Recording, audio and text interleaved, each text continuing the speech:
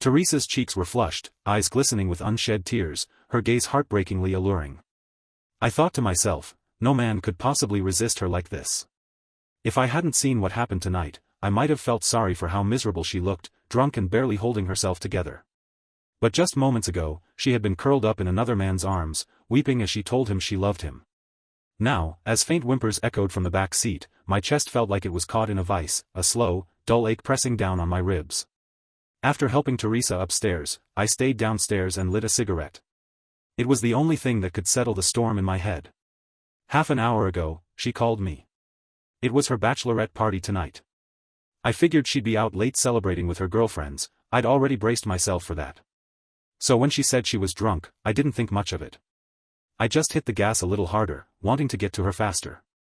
I didn't expect that getting there a few minutes early would mean walking straight into a nightmare. Under the dim, shadowy light of the bar entrance, I saw her nestled in a man's arms. He lifted his head slightly, just enough for me to see his face. And in that single moment, my heart clenched. I knew him. Chris, her first love. She still kept a photo of them in a silver frame on her nightstand, like a relic from a life I wasn't part of. Before I could even process it, I heard her soft, slurred voice. Chris, please don't leave me. She was drunk, rambling. But her eyes, God, her eyes, were glued to him like he was the only thing anchoring her in that spinning world. My face darkened as I stepped forward, ready to pull Teresa out of his arms. But before I could even touch her, she started flailing violently. No. I don't want to leave you. Don't go, please. My hand froze midair. Chris glanced at me with a faint smile and gently ran his fingers through her hair. Your fiancé's here to take you home. Let him, okay? The word fiancé finally seemed to pierce the fog in her brain. She looked at me, really looked at me, as if she was finally recognizing who I was. But the next second, she turned her head away and mumbled. He's not my fiancé. Just some driver I hired. Then she looked back at Chris and whispered, stop teasing. You know I've only ever loved you. There's no way I'd marry anyone else. And with that, she kissed him. Softly. Reverently. Like he was her only love in the world. Chris's smile widened, smug and cruel. His eyes met mine, full of mockery. He carried Teresa right past me, shoulder slamming into mine so hard I nearly lost my balance. He laid her gently in the back seat of my car, then looked at me like I was something stuck to his shoe. Make sure to send her home safe and sound, he sneered. She's going to feel terrible tomorrow, just take care of her, okay? I walked around to the driver's seat, my mouth half open, ready to say something, anything, but nothing came out. What was there to say? My fiancée, in front of her first love, had all but disowned me. Even the way she looked at me was laced with disgust. Like she couldn't wait to erase me from her life. But, I am her nominal fiancé.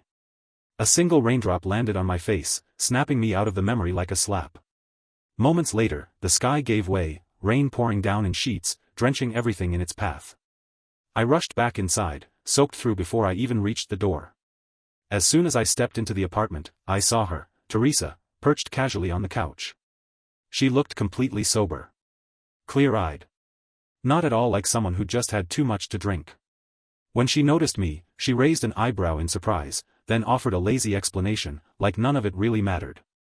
I just didn't feel like explaining things to Chris, so I told him you were the driver. He just got back to the States, and I didn't want to upset him. If you're gonna be mad at me. Don't blame him. She said it all so casually, without a hint of guilt. I searched her face for even the smallest sign of remorse. There was none. You told him you loved him. My voice came out rough and cracked, barely more than a whisper. It felt like I hadn't spoken in hours. Maybe longer. That made her laugh. Oh, that? She said with a dismissive wave of her hand. It's a joke between us. We always say that. It's just how we talk, like a thing between close friends. I wouldn't expect you to understand. And with that, she turned and walked off to her room, like the conversation was over. She never once noticed the rain dripping from my clothes. Never once saw the blood trailing down my palm. After showering, I stood in the bathroom for a while, letting the steam fade before picking up my phone. I typed out a message to my boss. I am considering returning to my hometown. I may submit my resignation soon. The reply came almost instantly. You're from LA, right? Coincidentally, we're opening a new branch there. Want to be part of it? I stared at the word branch office on the screen, frozen. And then, like a flash, I thought of Teresa again. She leaned in and kissed Chris as if it were the most natural thing in the world. Every ounce of hesitation evaporated in that moment. I closed my eyes. And when I opened them again, I finally saw everything clearly. I'm willing to go anytime. If you'd asked me back when I was standing in the rain, smoking outside her building, I might have told you I needed time to figure out how to move past all this, how to forgive her, how to convince myself to keep loving her despite the ache. But after hearing her drunken confession, I didn't need time. I needed out. All the memories I clung to, all the things I once believed proved she loved me, they didn't stand a chance against the truth. The truth was, Teresa didn't love me. She loved Chris. Always had. She bought me dozens of limited edition sneakers, even though I never wore them. I wore suits to work. Leather shoes. Dress codes and corporate meetings. Those sneakers just sat in the back of the closet, collecting dust. Tonight, when I saw Chris, he was in full athletic gear, wearing one of those very same sneakers on his feet. The exact pair Teresa once gave me. It hit me then. Every strange detail I once brushed off, every uneasy thought I tried to silence. They'd all been pointing in the same direction, whispering the same truth. She never saw me. Not really. I was just a placeholder. A mistake she hadn't fixed yet. So why was I clinging so hard to someone who never truly chose me? If love is one-sided, then let it go. I'm done fighting for something that was never mine to begin with. The next morning, Teresa was gone. In just one more day, we were supposed to get married. Technically, today was the day we were scheduled to take our wedding photos. I didn't text her, because I'd already made up my mind. I wasn't going through with the wedding. For the first time in weeks, I slept soundly. When I woke up, I noticed several missed calls from Teresa. As soon as I called back, her voice exploded through the line. "Why aren't you here yet? We need to take pictures today. Do you have any idea how long I've been waiting for you?" Caught off guard, I instinctively agreed and asked where I should meet her. While I waited, I logged into the work account I used for managing professional contacts.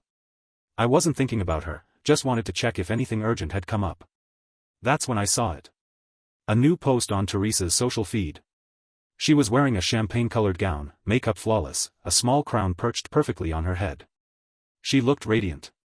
Like something out of a bridal magazine. Beside her stood another man in a matching champagne suit, boyishly handsome, with a soft, elegant smile. Sunlight streamed down around them.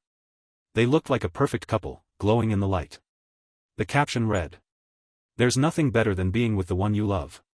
I switched back to my personal account. The post wasn't there. That's when it hit me, Teresa had blocked my main account from seeing it. She must have forgotten that she also added my work account. For a moment, I just sat there, staring at the screen. I didn't even know what to feel anymore. Much less what to say. After a long silence, I slipped my phone back into my pocket and watched the scenery roll past the window as the car made its way to the shoot location. When I arrived, Teresa was still in the same champagne-colored dress from the photo. But Chris had changed, now wearing a tracksuit, casual and smug as ever. The moment Teresa saw me, her smile disappeared. Her lips jutted into a pout, and her perfectly shaped brows knit together in frustration. Once upon a time, I would have rushed to comfort her. Today, I just stood there, expressionless, meeting her gaze without a word. "Do you have any idea how long I waited for you?" she huffed, stomping toward me. If Chris hadn't stayed with me, I would have lost it. I met her complaint with a quiet, even-toned reply. "Yeah. Well. I'm sorry." Something about the calmness in my voice made her frown deepen. But she didn't press further. With a slight roll of her eyes, she handed me a champagne-colored suit jacket, her voice curt and impatient. "This is the one I picked out for you. Go change, will you? We're already behind schedule." I looked down. It was the exact same suit Chris had been wearing earlier. Across the lawn, Chris caught my eye and flashed a triumphant smile, like this was all some kind of inside joke he was winning. Still, I said nothing. I just took the suit and went to change. When I came out of the dressing room, I realized the jacket sleeves barely reached my wrists, and the hem of the coat had a tear along the seam. The entire outfit fit like it had been made for someone else, someone smaller, someone not meant to be in this picture. I looked ridiculous. Like a last-minute stand-in at someone else's wedding. And maybe, that's exactly what I was. Teresa masked her guilt with a burst of anger. How did you even manage that? Did you tear the suit on purpose or something? Honestly, maybe we shouldn't even take these pictures. This is embarrassing. I knew exactly whose idea this little stunt was. So I looked her straight in the eyes, voice cold and steady. You forgot to block my work account when you posted on social media this morning. What? She blurted out.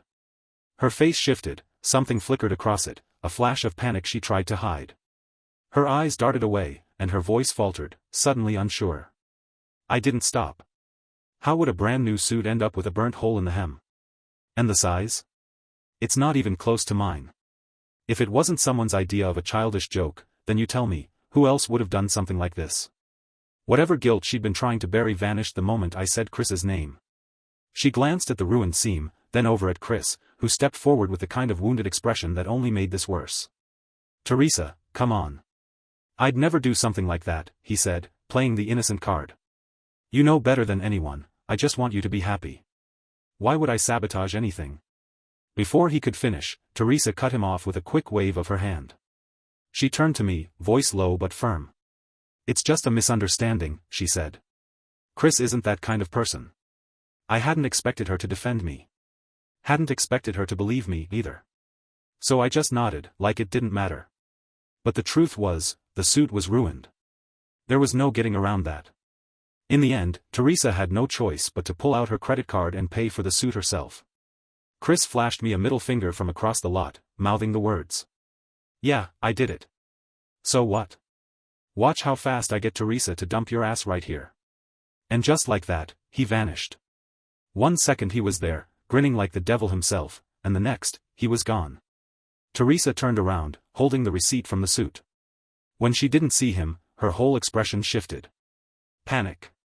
Real panic. For someone usually so poised and aloof, she suddenly looked completely undone. Where's Chris? She demanded, voice rising. What did you do? Did you scare him off? I didn't answer. Her phone buzzed. She glanced at the screen, eyes flicking downward for a split second, and then, without another word, she grabbed the suit and stormed off. Right before she left, she threw one last look over her shoulder, cold and sharp as glass. We're getting married anyway. Who cares about some stupid photos? We can take them later. Chris needs me right now. And with that, she was gone. Marching off without a second glance. I watched her disappear down the sidewalk, then finally turned away and called a cab home. Back at the apartment, I began to pack. I didn't have much. Most of the clothes in the closet were things Teresa had bought for me, track jackets, flashy sneakers, athletic gear I never liked and rarely wore. I was pushing 30. I didn't need to dress like a high schooler.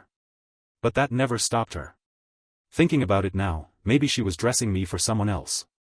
Maybe she was always trying to make me into someone I never was. I left every single gift behind. Took only what was mine, 2 dress shirts, a laptop, a towel. Just enough to leave with dignity. Once everything was packed, I took one last look around the apartment Teresa and I had shared for years. We were supposed to move out at the end of the month, trade this rental in for the house I'd bought. Our new beginning. But now, I was leaving early. Alone. I'd already called the realtor and listed the house for sale. I didn't want it anymore. Didn't want the memories that came with it. That chapter was over. By the time I made it to the airport, I was so exhausted I crashed into sleep the moment I sat down at the gate. Later that night, my phone rang. Teresa. I'm not coming home tonight, she said. But don't worry, I'll be there on time for the wedding tomorrow. Okay, I replied, my voice flat and unreadable. She hesitated, then continued, almost as if trying to justify herself. You know how Chris is. He needs me right now. He's in a really dark place, and if I leave him alone tonight, I honestly think he might do something, jump off a building or worse. I can't just let him die. Okay, I said again. Something about my silence must have irritated her, because her voice turned sharper. Can you, for once, think about someone else besides yourself? You're marrying me tomorrow. Chris has nothing. No one. And you just. I hummed softly. That was it. She snapped. Hung up without another word. I rolled over in my seat and went right back to sleep. The next morning, right before my flight, I was so bored that I scrolled through my phone. My screen filled with nothing but Teresa's social media posts. After what happened that night, it was like Teresa wanted me to see everything. She stopped hiding her posts from me and flooded her feed with updates, one after another. Barbecue night with the one I love most. Cried so hard before the wedding, his eyes are still swollen.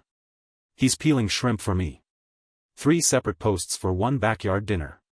The photos were full of color, filters, angles, carefully arranged dishes, but all I could see was the desperation. The captions dripped with affection so heavy it almost felt theatrical. I stared at them, and instead of hurting, I laughed. Somewhere between the emojis and overexposed shrimp pics, it was like a hand reached inside my chest and wiped it clean. Whatever love I had for Teresa, it was gone. Just like that. There was no anger left. No sadness. She didn't stir anything in me anymore. The past was over. The feelings, gone, scattered like ashes in the wind. Right as I was about to board my flight, my phone lit up. Teresa. I declined the call. No hesitation. And I didn't look back as I stepped onto the plane. Hours passed before I landed and finally turned my phone back on. A company driver was waiting at the arrival's curb. To my surprise, it was Vanessa, an old colleague from the firm. We exchanged the usual greetings, making small talk through the first half of the drive. Only when the city started rolling past the windows did I finally have the energy to check my phone. Nearly 20 missed calls. All from Teresa. The latest message had come in just minutes before. Running from the wedding? Real brave, Neil. Be back by tonight. You owe me an explanation, in person. Each word sharp and seething. Cold fury, typed out in perfect punctuation. I sent her a calm, measured text. We're done. Please don't contact me again unless it's something important. She replied almost instantly. Done? Says who? I never agreed to break up with you. The moment I read that, I blocked her number without hesitation and leaned back against the seat to rest. From the driver's seat, Vanessa glanced at me through the rearview mirror. Everything okay? Trouble with your girlfriend? I shook my head. Then, a second later, nodded. Not anymore. We broke up. She didn't continue talking. Just nodded once and kept driving in silence, the city lights gliding past the windows. Maybe staying busy was the best thing I could have done. For the next 2 weeks, I worked non-stop. Long hours, no breaks, days that blurred together. The grind was exhausting, but it kept me grounded. Gave me focus. And slowly, the emotional wreckage started to settle. Compared to those first few days after walking away from Teresa, I felt almost normal again.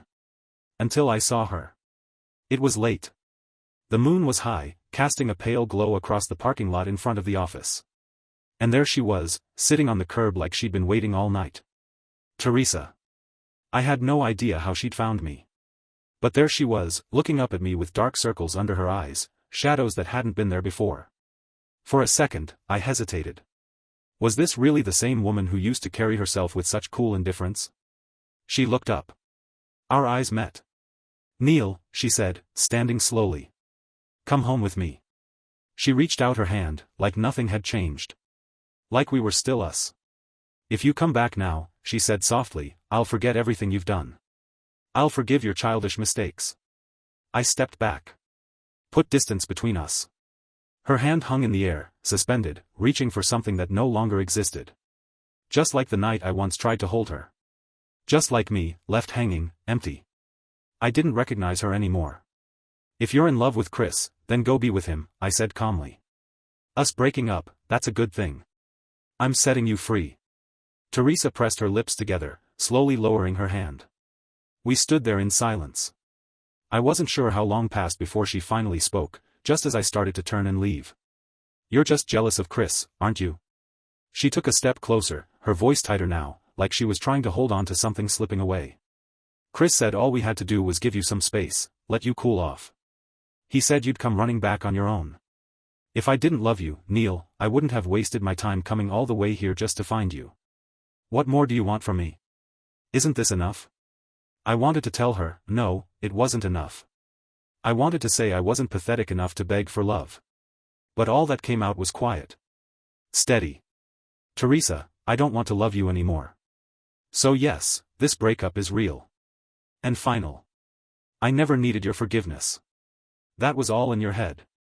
You came here on your own, thinking I'd be waiting. Maybe that was the blow that finally hit her. She sucked in a sharp breath and stumbled back a few steps, like the words had knocked the air out of her lungs. Then, realizing she'd let something show, she snapped upright, her voice suddenly loud and brittle. Fine, Neil. Even if you come crawling back, I won't give you another chance. Whatever, I said flatly. And with that, I turned and walked away, without looking back. Triggered by something, maybe my indifference, maybe her own desperation, Teresa suddenly rushed forward and grabbed my arm. Neil, there's nothing going on between me and Chris. Why won't you believe me? Even before the words finished leaving her mouth, her phone buzzed violently in her hand. She glanced at the screen.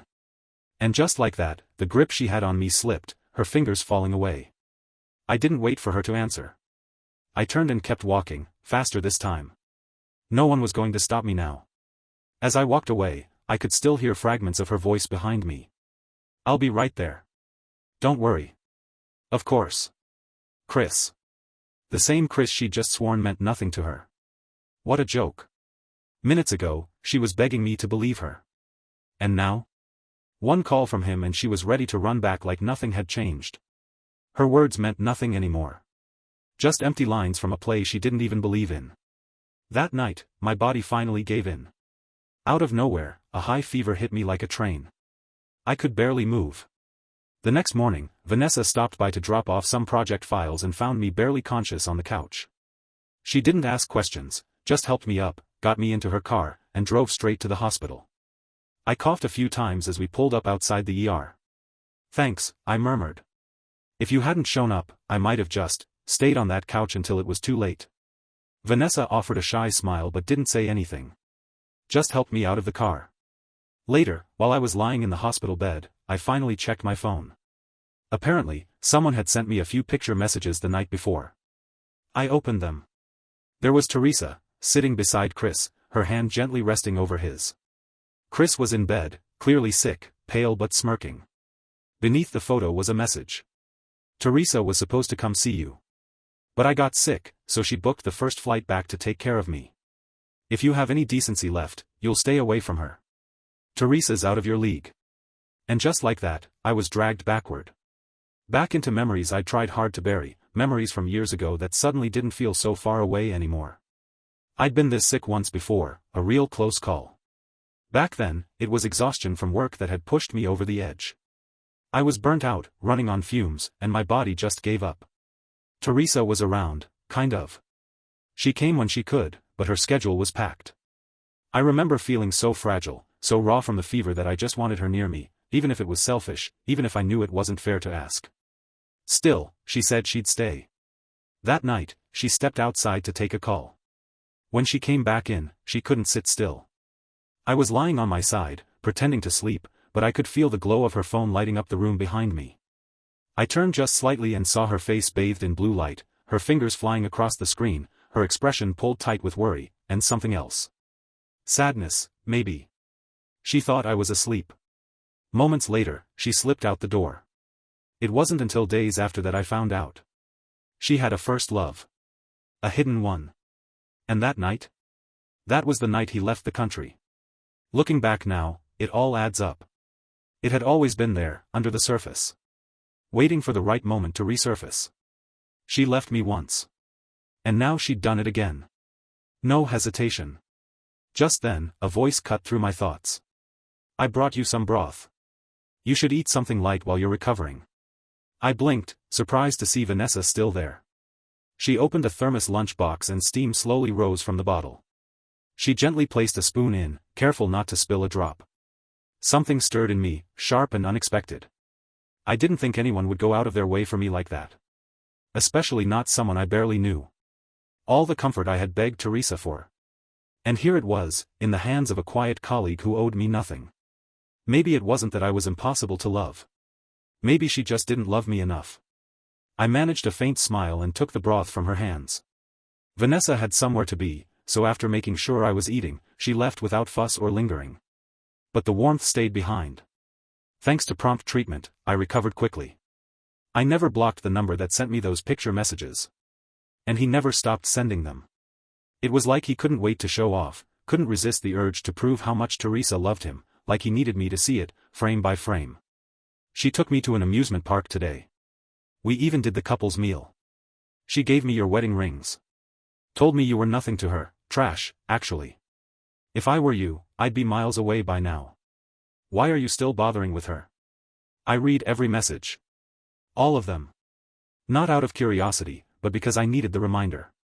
A clear, brutal record of how far I'd fallen, and how far I wouldn't allow myself to fall again. Facing that kind of truth. It leaves scars. But it also builds armor. A month passed. Our department exceeded its sales targets, and we earned ourselves a company-sponsored dinner to celebrate. It had been so long since I'd done anything like that, I actually felt a flicker of excitement. Back when I was with Teresa, I gave up every gathering, every event, every casual hangout, just so I could be there when she needed me. The last time I'd gone to something like this, had to be years ago. The night of the dinner, I drank more than I meant to. We took a few group photos, someone joked, someone laughed, and before I knew it, I was smiling in a picture I didn't hate. I posted it to social media and tucked my phone back in my pocket. The drinks kept coming, the noise around me softening into a blur. My head swam, my body warm and unsteady. Vanessa walked beside me, steadying my arm as she helped me toward the car service we'd called. And that's when I saw her. Teresa. She stood there, stone-faced, like a volcano seconds before eruption. I blinked, rubbed my eyes, half convinced I was hallucinating from the alcohol. How the hell did she know I was here? Vanessa glanced at her, then at me. Is that your ex? I turned my head away, completely unfazed. Didn't even bother to look Teresa in the eye. No idea. Don't know her. Maybe it was the firmness in my tone, clean, final, that set her off. Teresa surged forward and grabbed my sleeve, her voice low and trembling with fury. Don't know me? Have no idea who I am? She glanced at Vanessa, eyes filled with venom. So this is why you haven't come back. You're out here with another woman behind my back. Even drunk, I had the upper hand. It didn't take much effort to shake her off, just one strong pull and her hand slipped free. She stumbled backward a few steps, thrown off by her own momentum. And then she snapped. Right there, in front of a dozen co-workers and strangers, she let it all out. If I hadn't forgotten to block you, I would never have seen those pictures on your social media, she yelled. You were going to sleep with her tonight, weren't you? If I hadn't come to LA for a business trip, I'd still be in the dark, wouldn't I? You planned to hide this from me. Her words hit like a grenade. Vanessa's face drained of color. I took a deep breath, and just like that, the haze of alcohol cleared from my head. Teresa, we broke up. A long time ago, I said, voice steady. What I do now has nothing to do with you. And not everyone operates the way you do. Vanessa is just my coworker. I turned to Vanessa and gave her a small shake of the head, a quiet signal to leave. Vanessa gave me a concerned glance but didn't say a word. She didn't want to get caught in the mess. She slipped away quickly, leaving Teresa and me alone in the cooling night air. The breeze hit, and with it came a wave of clarity for Teresa. Her flushed face paled. Her fury cracked. She blinked hard, eyes going glassy with tears. Neil, that's not what I meant, she said softly, her voice suddenly trembling. I didn't mean to come at you like that. I haven't seen you in so long.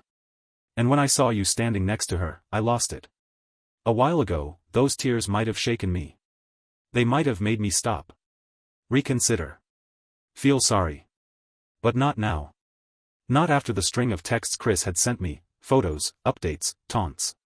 Not after knowing how fine she was without me, how easily she'd moved on. All this?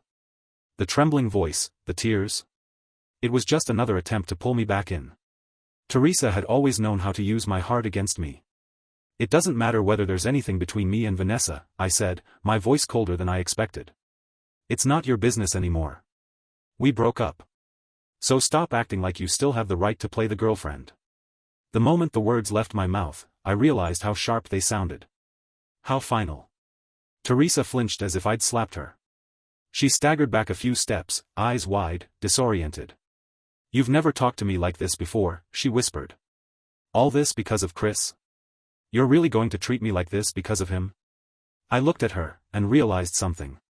She still hadn't let go. In her mind, none of this was her fault. Not Chris. Not the betrayal. To her, she was still the victim in a story she kept rewriting. And that was exactly why I had to walk away. For good. I let out a small laugh and pulled out my phone. Then, without a word, I began scrolling through the string of messages Chris had sent me over the past few weeks. One by one, I flicked through them, holding the screen where Teresa could see. Under the dim glow of the streetlights, her face grew paler with each swipe. By the time we reached the final message, she looked like she might collapse. I didn't know, she whispered, barely audible. Maybe she meant it. Maybe, for once, she actually meant it. It was the first time she'd ever said sorry to me. Too bad I didn't need it anymore. I looked her straight in the eye, steady and calm. Not every apology fixes things, I said quietly. At least not for me. Not now. Since that night, Chris had gone silent. No more texts. No more taunts. For once, he stayed in his lane. But peace never lasts. The day I got home from work, I spotted him outside my apartment building. Eyes bloodshot. Shoulders tense. My gut twisted on instinct, I took a step back. He saw me instantly and started walking fast in my direction. He stopped just a few steps in front of me. What the hell did you say to Teresa? What? I underestimated you. I didn't expect that you could change her mind even though we were so far apart. I blinked, stunned. Hadn't even opened my mouth before his fist came flying at me. The first punch caught me off guard, but he lacked weight, lacked control. I leaned aside just enough for the blow to glance past me. He cursed under his breath, frustrated, and started swinging again, wilder now, erratic. My patience snapped. The fire inside me, doused for so long, finally flared. This time, I didn't just defend myself. I hit back. He was no match for me. Within moments, I had him bruised and bloodied, stumbling backward with a split lip and swelling around his eye. But even as he wheezed, he still tried to come at me again. That's when I dropped my voice, cold and sharp as ice. Try me one more time, and I swear, I'll give you 1,000 different ways to lose. And every one of them will count as self-defense. He froze. His breathing ragged, his fists trembling in the air. And then, just as he lowered his arms, a woman's scream cut through the tension behind us. Teresa. She came running over, eyes wide as she caught sight of the scrape on my cheek. Truth was, I was barely scratched. His punches had little weight, more anger than impact. But Teresa looked at me like I'd been beaten half to death. She didn't even glance at Chris. He stood off to the side, holding his face, nose red and swollen, looking like a kicked puppy. Teresa, he hit me, Chris whined. It hurts.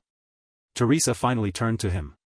And to everyone's surprise, including mine, she slapped him. The sound echoed in the space between us. Her voice was low, steady. Fierce. Neil's not the kind of man who throws the first punch. If he hit you, you had it coming. She turned back to me, her eyes softening with something I hadn't seen in a long time, concern. Regret. Pulling a tissue from her bag, she gently dabbed at the sweat on my forehead. I'm sorry, she whispered. I didn't mean for you to get hurt. Not again. I didn't know what stunned me more, her defending me in front of Chris, or the tenderness in her voice now. Chris stood in stunned silence, humiliated, his pride crumbling in real time as Teresa ignored him completely. I didn't care to stay for whatever meltdown he was about to have. I turned and walked away. But Teresa followed. Trailing behind me, her voice dropped into something softer, pleading. Please don't shut me out, Neil. I finally see things clearly now. Chris, he manipulated me. He knew exactly how to get into my head. I was tricked. I was vulnerable. I'm not the villain here, you have to see that. You were always the one who loved me the most. I know that now. And I love you too, I do. We can't let someone like him ruin what we had. Her words tumbled over each other, desperate to land somewhere they could still matter. Then I stopped walking. Even after everything had come to light, Teresa still didn't believe she was in the wrong. Of course she didn't. That was just who she was. Teresa, I said flatly, how many times do I have to say it? There's no future for us. None. The way you hurt me, the things you did. I can't even look at you without feeling disgusted. I'd rather stay single for the rest of my life than ever go back to someone like you. She didn't respond. Just kept walking beside me, all the way to my apartment building. When we reached the front door, Vanessa was already there, holding a folder of documents from work. And that's when Teresa snapped, again. Just like that night at the bar. Her voice shot up, sharp and frantic. "It's her, isn't it?" she yelled. "You hate me because of her. You won't take me back because you've already fallen for someone else. So no matter how many times I apologize, none of it matters. You never intended to forgive me. God, Neil, you're so cruel. Cruel." She called me cruel. The sheer absurdity of it struck me speechless. I actually laughed, just once, under my breath. But before I could even open my mouth, a calm, poised voice cut through the air. "Yes," Vanessa said smoothly. "We're together now." Her tone was light, almost sweet. No venom. No heat. But her words landed like a blade. Neil's never been the kind of man to bounce around. So no, he's not giving second chances to someone who threw him away. And that whole, crying ex, wins every time thing? That only works on people without a conscience. Teresa froze. The look on her face was pure disbelief. And then, as the truth settled in, her composure cracked. She turned and ran, tears streaking down her face, heels clicking furiously against the pavement as she disappeared into the night. Why do you say that?" I murmured, scratching the back of my head, feeling oddly sheepish. Deep down, I knew Vanessa probably only said it to get me out of an awkward situation.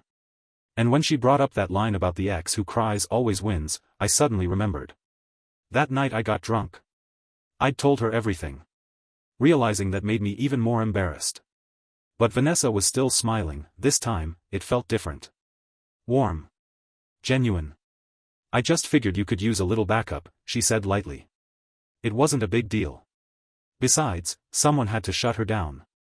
Letting her keep clinging to you like that? Way too messy. She wasn't wrong. I definitely owed her for stepping in. "I'll treat you to dinner sometime," I offered. Vanessa nodded, then held out the folder in her hands. "You got off work so quickly that you forgot about these. They should be ready tonight, so I thought I'd bring them over to you."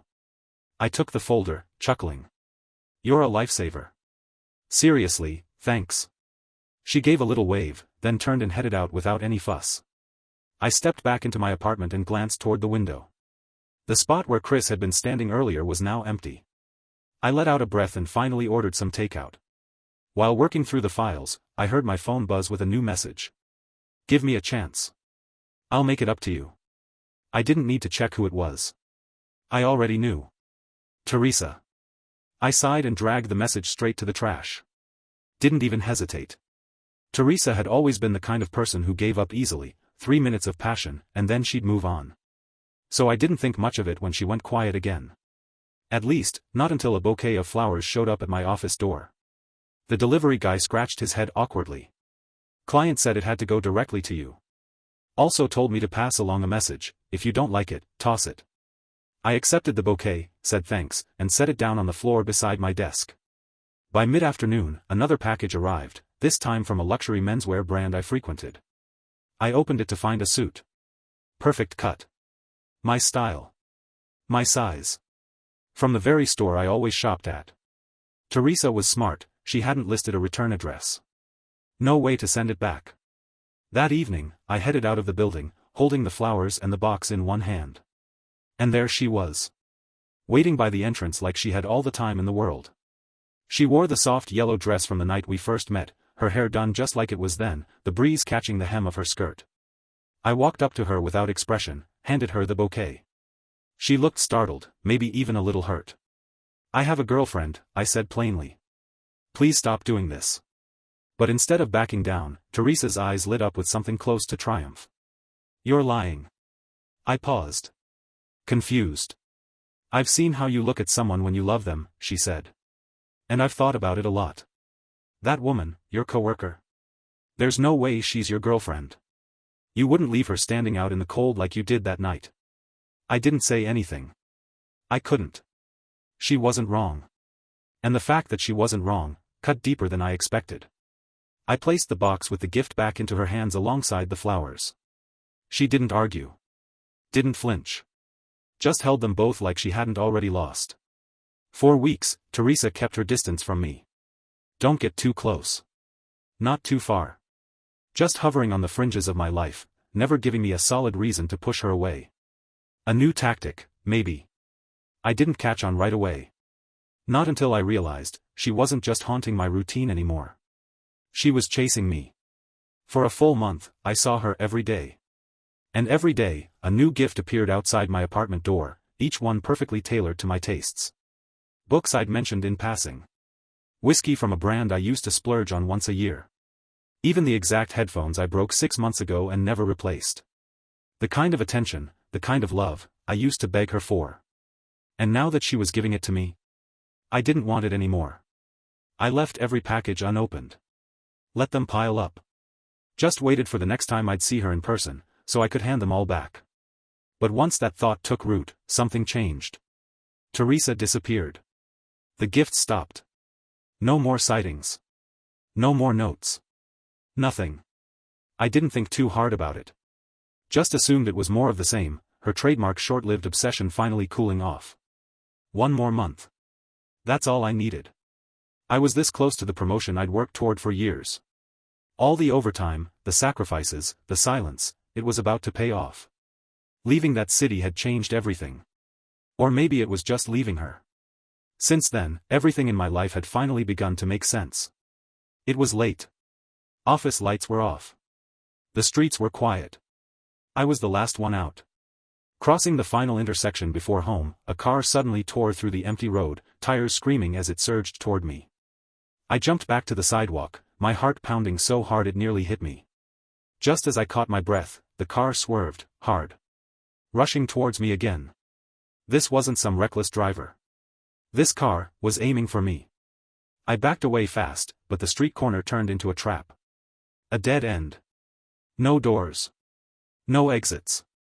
And as the headlights blazed closer, flooding the alley with white-hot light, my mind went completely blank.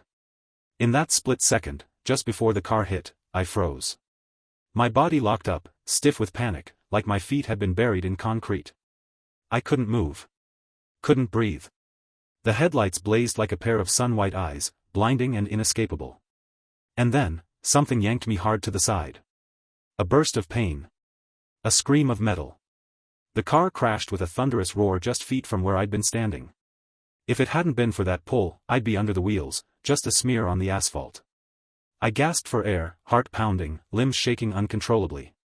Only then did I realize, someone else was lying next to me. I turned. It was Teresa. She was covered in blood, red blooming across her dress, soaking into the fabric in deep, terrifying patches. She'd thrown herself between me and the car. Inside the wreck, the driver was slumped over the wheel, face mangled and lifeless in the glare of the shattered headlights. I didn't need to get closer to know who it was. Chris. My hands trembled as I pulled out my phone. I called 911. Then the police. It was officially ruled an attempted murder. The man behind the wheel, bloodied, barely alive, was confirmed to be Chris. Investigators uncovered that Teresa and Chris had been fighting for days in the lead-up to the attack.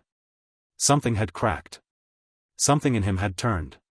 And that night, he tried to kill me. Teresa had sensed something was wrong. She followed him. And when it came down to it, she put herself between his rage and my life. The crash left her body torn with bruises and lacerations. She spent days in recovery.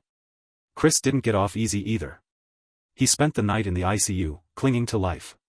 But when it was over, and the evidence laid bare, Teresa pressed charges. There was no defense left. No way out. He was sentenced to 20 years in prison. A year later, I sat across from Teresa in a quiet cafe. We were surrounded by the clinking of coffee cups, the low hum of people living ordinary lives. And for the first time in a long while, we talked about that night. She tried to sound casual, brushing it off with a light laugh. I guess I just felt like I owed you too much, she said, stirring her drink slowly. So I didn't think, I just grabbed you. I was quiet for a moment.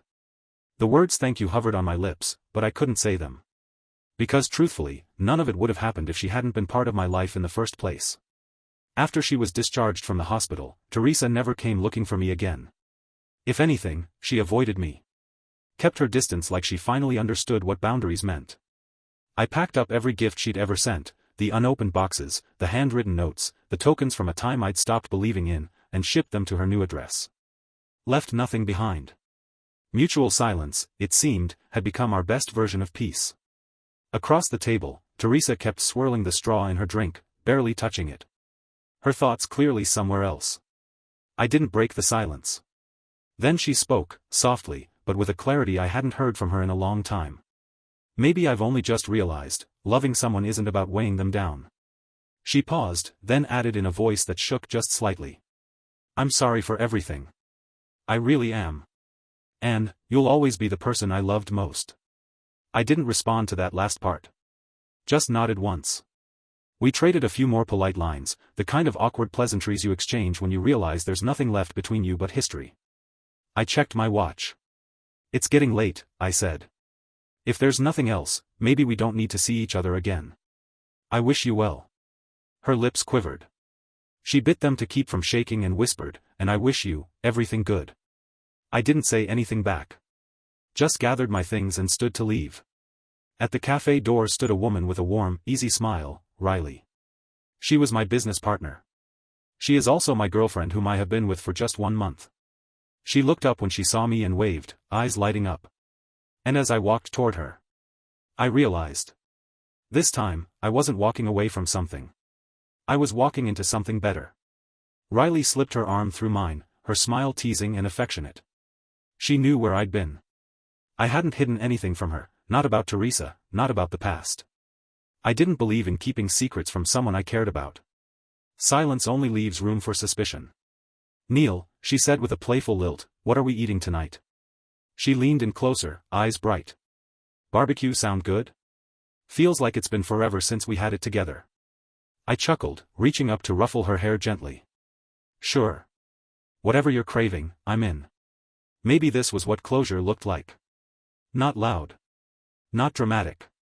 Just quiet choices, moving forward, one honest step at a time. Maybe this wasn't the end of a story. Maybe it was the beginning of something real. I sat in the quiet of the room, watching as Neil walked away, step by step, farther from me. I couldn't look away. I wanted to memorize his silhouette, hold on to the shape of him as long as I could, because something told me I might never see him again. Why did he have to be so resolute, so unwavering when he let go? Sometimes, I can't help but blame him. Wish he'd regret it. Wish he'd come back and look at me one more time. But other times, I hope he never regrets it. I hope he stays happy. Because I love him.